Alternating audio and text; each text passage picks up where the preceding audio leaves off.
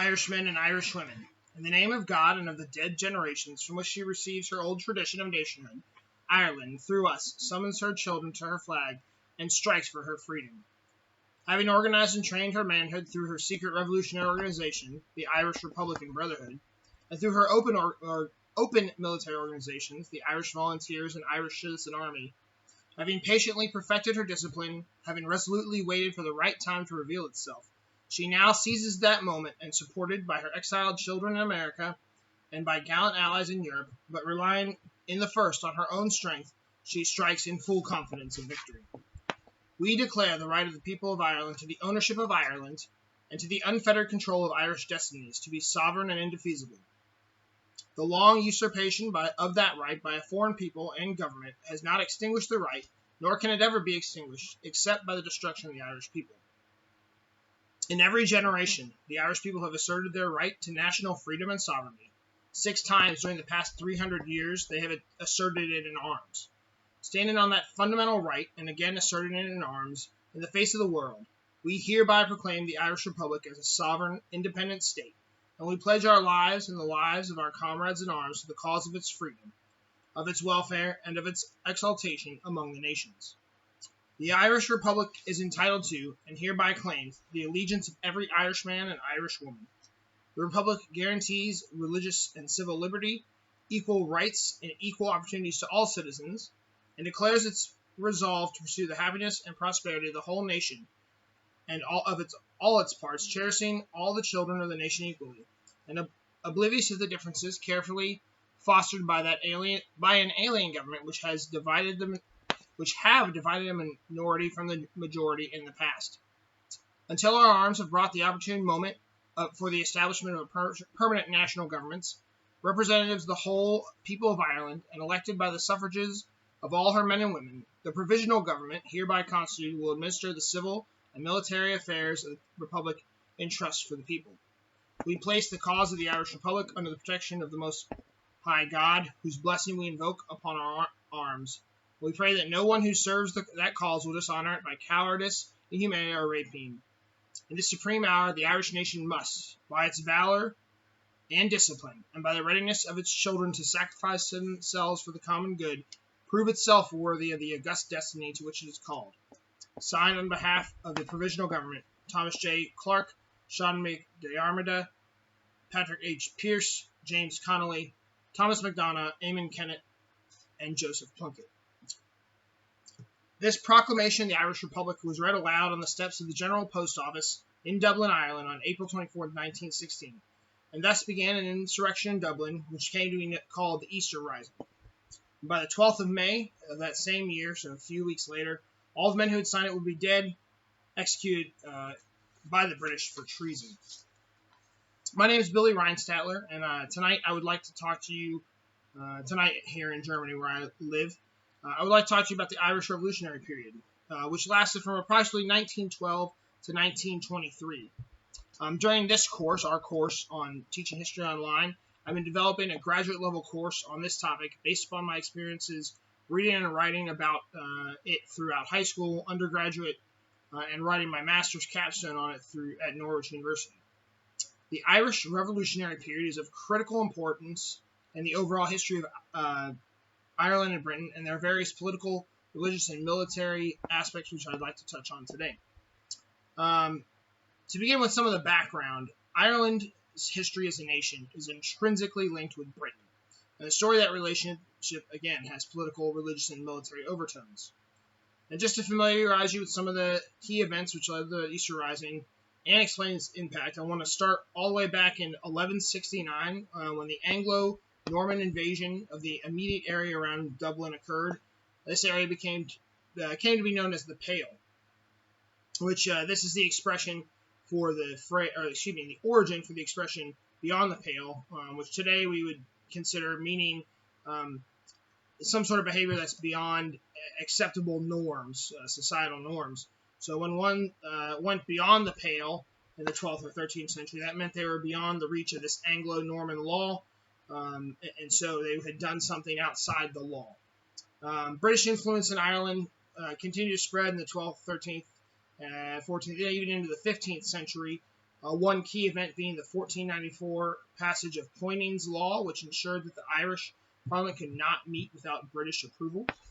And then the next, kind of skipping forward a few centuries, and not to skip around too much, but just to give a brief overview of key events. The next critical event is the Ulster Plantation in the 17th century.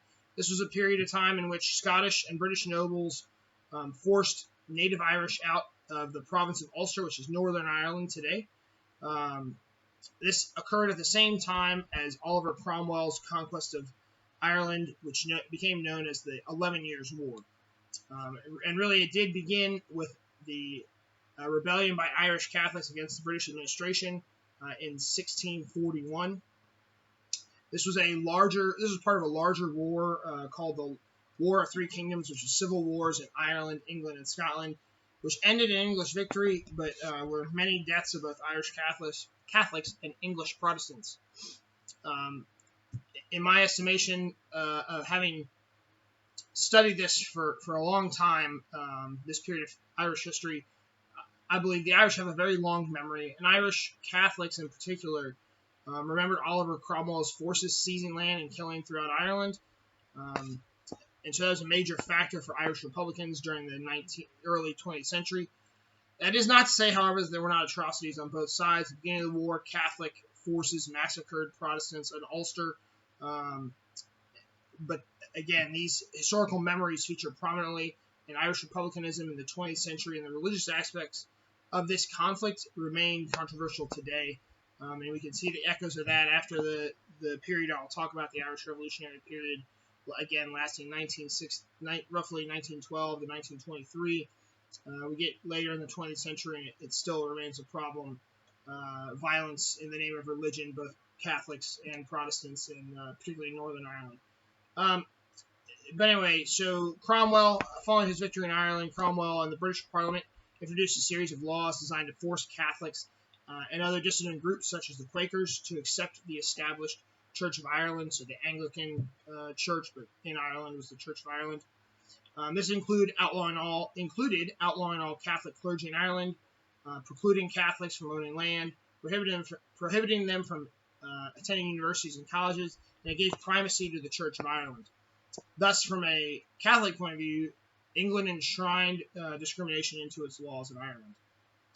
Moving into the late 18th century, the United Irish Rebellion of 1798 is of critical importance.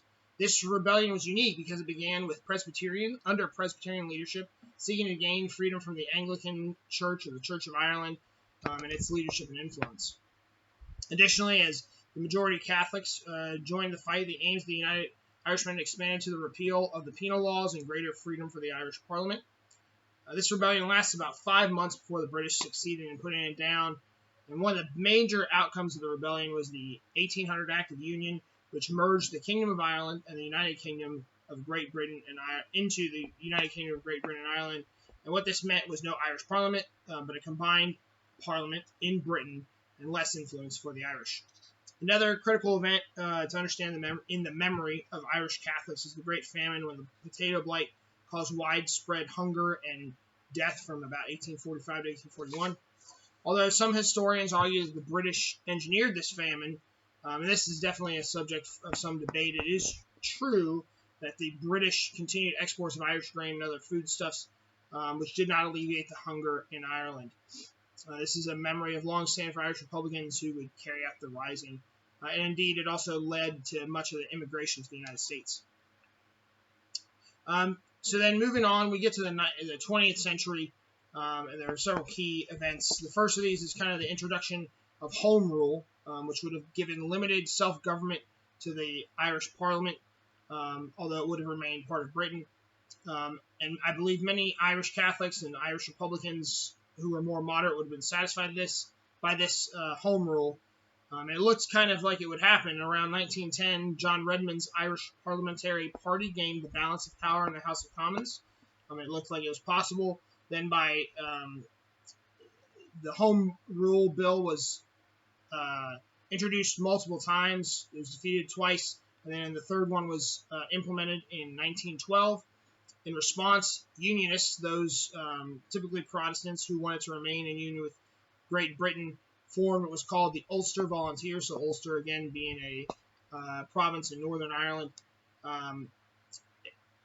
It was a paramilitary group which was dedicated to that preservation of the union between Ireland and Great Britain, which was, in fact, illegal to form a paramilitary group. However, the British government did nothing, and so that was a cause. In turn, in 1913, Republicans countered and formed the Irish Volunteers, which came to be known as the Irish Republican Army. And then by September of 1914, so just a few months after World War I broke out, Parliament passed the Government of Ireland Act, which granted home rule to Ireland, but this was suspended for the duration of the war. As World War I dragged on, Irish units joined the British Army, namely the 10th and 16th Irish Division, which were nationalist, and the 36th Ulster Division, which was unionist. And by 1916, the war was well underway and seemed bogged down in the trenches of the Western Front. So the Republicans at this time decided to start a rebellion in an attempt to free Ireland from Britain's yoke. So again, the Easter Rising began on Easter Monday, April 24th, 1916, lasted 6 days, where the British repressed it violently, imprisoning thousands and ultimately executing a total of 16 Republican leaders. The people of Dublin, who had largely opposed the rising, began to sympathize with the Republicans as the British executed more men. This was particularly true after the Irish Citizens Army commander, James Connolly, was executed. He was so injured that he couldn't stand up for the firing squad, and he was strapped to a chair before being executed.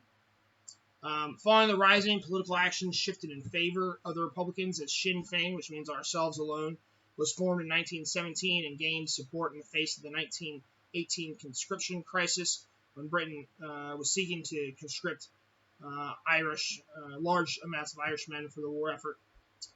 In the general election of 14 December 1918, Sinn Féin won 73 out of 105 seats for Parliament. However, rather than taking their seats in the British Parliament, they formed the Dáil Éireann, or the Irish Parliament, on January 21st, 1919, and adopted a Declaration of Independence. On that same day, on their own initiative, some Republicans executed 2 Royal Irish Constabulary officers, so national police, in Solo Headbeg. This began the Irish War for Independence, or Anglo-Irish War. It was a guerrilla war that intensified as the Dáil established what to the British was a shadow government.